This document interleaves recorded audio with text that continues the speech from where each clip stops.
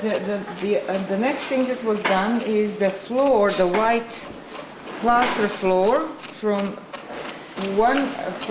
phase 2, which was on top of this packing right here, has been removed, and it shows that the part of that floor was this surface that is part of the bin, feature 781. And I'm not sure if this surface is just covering or sealing the bin, the remains of the bin which are underneath and which go with this floor, which is also below the floor and the packing that I'm standing on, and would be the same then as this bin. This bin also was sealed to some extent. Or it could be that this continuation of the floor is actually the bottom of the bin. We'll see that soon. The packing under the floor in this area is quite interesting.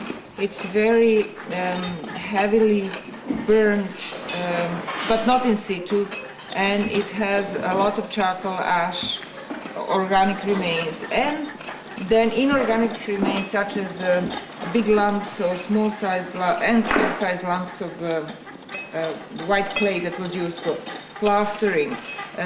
This kind of packing we have had already on the other side of this space, just here next to the little wall 623 and next to this feature, but in the packing that was for the third phase of the house, just below the big oven, feature 646 that we had here. So they occur in two different phases, so there is quite a lot of similarity in using the white clay.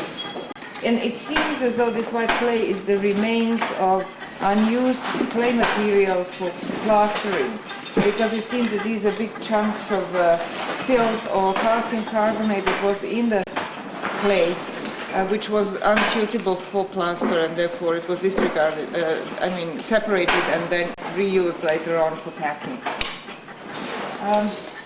Another interesting development, John, if you just can for a sec stand up, we can show some things here, is that here is something, a roundish possible feature which looks very similar to the roundish cut feature here in further to the south. And also we have above here in the third phase